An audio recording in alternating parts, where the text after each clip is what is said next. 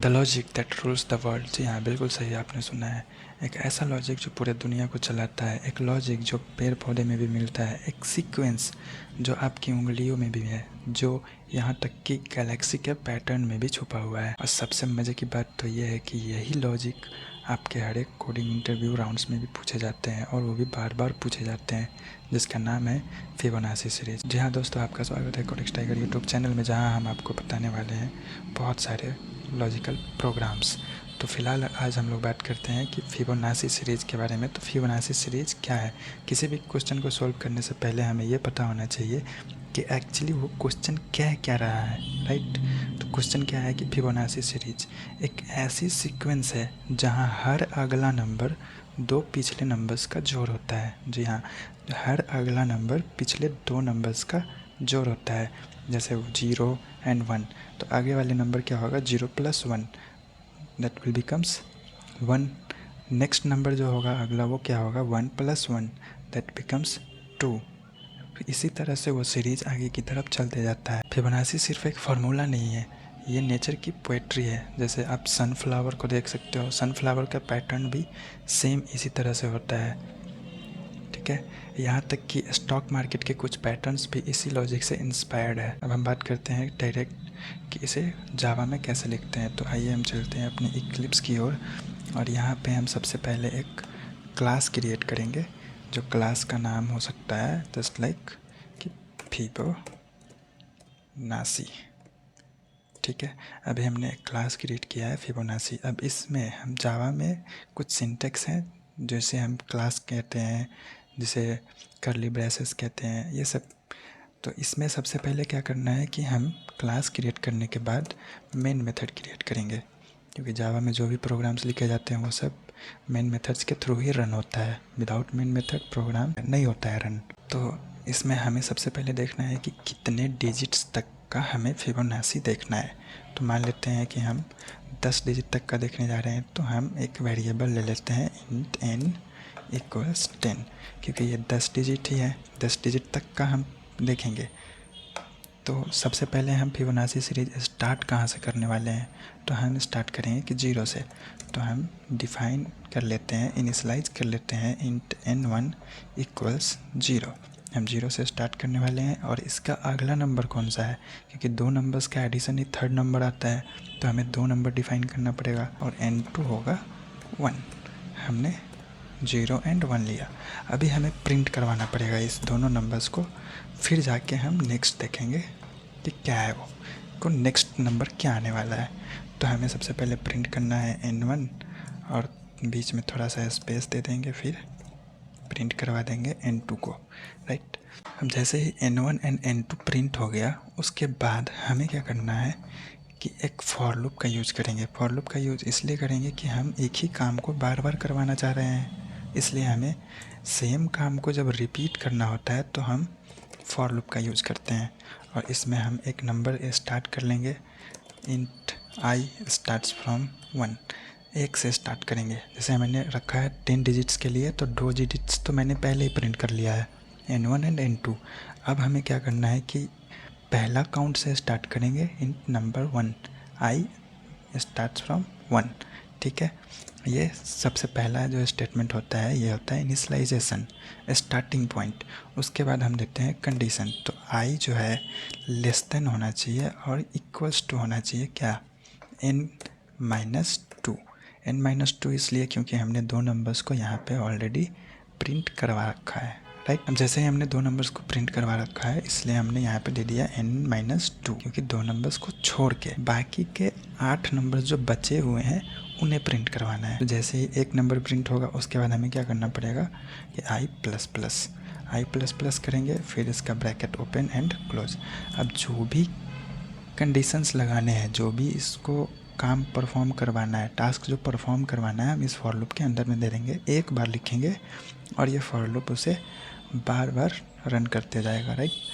तो यहाँ पे हमें क्या करना है कि हमने पहला और दूसरा नंबर तो प्रिंट कर रखा है, राइट। अब हमें क्या चाहिए? तीसरा नंबर, जो नेक्स्ट नंबर है। तो मान लेते हैं कि हम इंट n3 क्या होगा?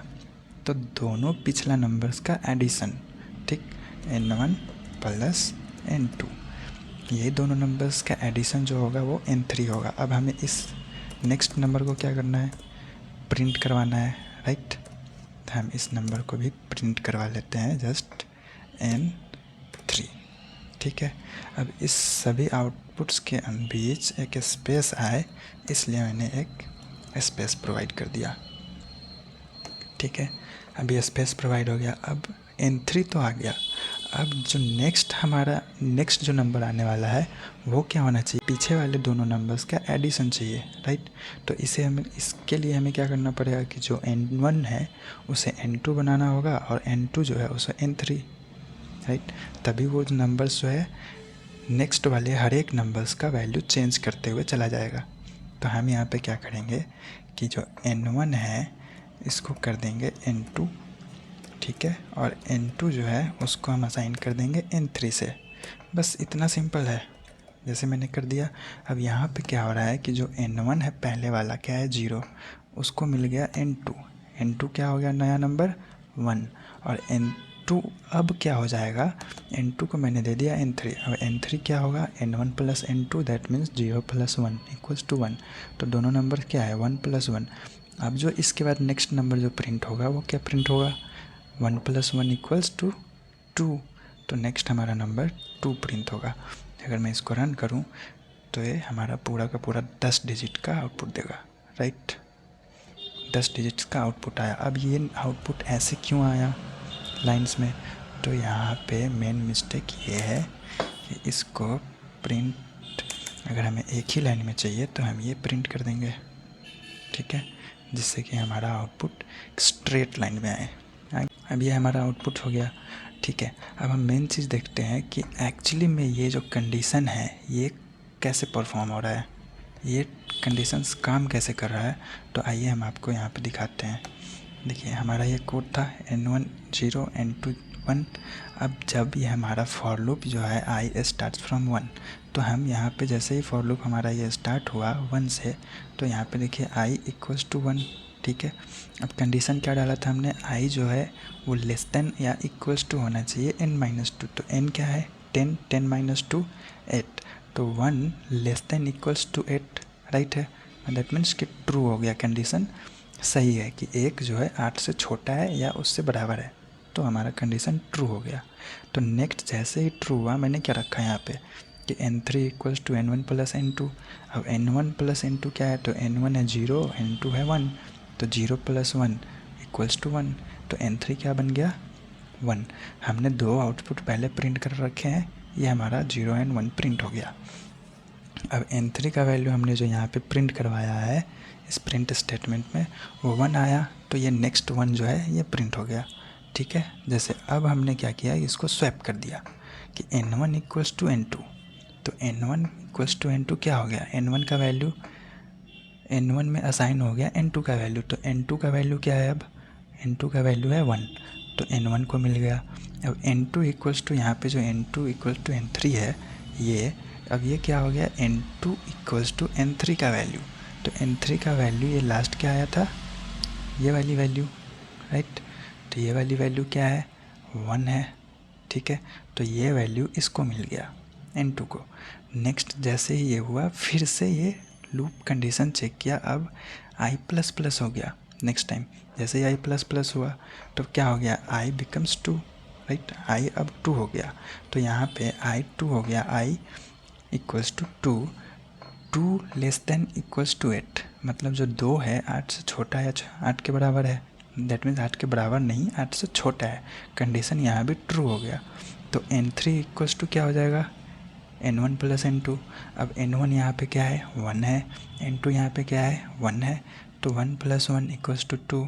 मैंने फिर से यहाँ पे प्रिंट करवा रखा है n3 को, तो अब क्या प्रिंट होगा 2। इसी तरह से ये कंडीशंस आगे की तरफ चलते जाएगा जब तक i 9 ना हो जाए। जैसे i 9 हो गया यहाँ पे, तो अब 9 less than equals to 8, that means कि क्या i जो 9 है और 9 8 से छोटा या 8 के बराबर है, बिल्कुल भी नहीं है, राइट। तो जब भी i कंडीशन जैसे ही फॉल्स हुआ कि वो नहीं है, तो वहीं पे कंडीशन जो हमारा फॉर लूप है वो ब्रेक हो जाएगा और उसके बाहर निकल जाएगा, ठीक है। तो इतना सिंपल था हमारा फिबोनाची सीरीज। यहाँ हमने शुरुआत की थी 0 और 1 से, फिर हर बार पिछले 2 नंबर्स को जोड़ते गए। बस सिंपल इतना ही करना था। इसमें ना कोई रिकर्सन है ना कोई कन्फ्यूज़न है, बस लॉजिक है और थोड़ा सा फोकस करना है कि कैसे कर रहे हैं, बस इतना ही। एक बात और कि इंटरव्यूज़ में इस लॉजिक को कभी कभी ट्विस्ट करके पूछते हैं, जैसे रिकर्सन से करो या फिर फिबोनाची सीरीज़ का सबसे लास्ट नंबर क्या है। अगर आप वो भी चाहते हैं तो कमेंट्स में ज़रूर बताना, रिकर्सन या एंड फिबोनाची नंबर, ये कमेंट्स करो, मैं उस पर भी वीडियो बना के आपके लिए प्रोवाइड कर दूँगा। अगर आपको लॉजिकल प्रोग्रामिंग इंटरेस्टिंग लगती है तो कोडेक्स टाइगर यूट्यूब चैनल आपके लिए बना है। हर वीडियो में मिलेगा आपको लॉजिक पैटर्न्स जो हर इंटरव्यू में काम आएगा, राइट। सब्सक्राइब करो और इस कोडिंग जर्नी का हिस्सा बनो। मिलते हैं नेक्स्ट वीडियो में एक नए लॉजिक के साथ। Thank you for watching.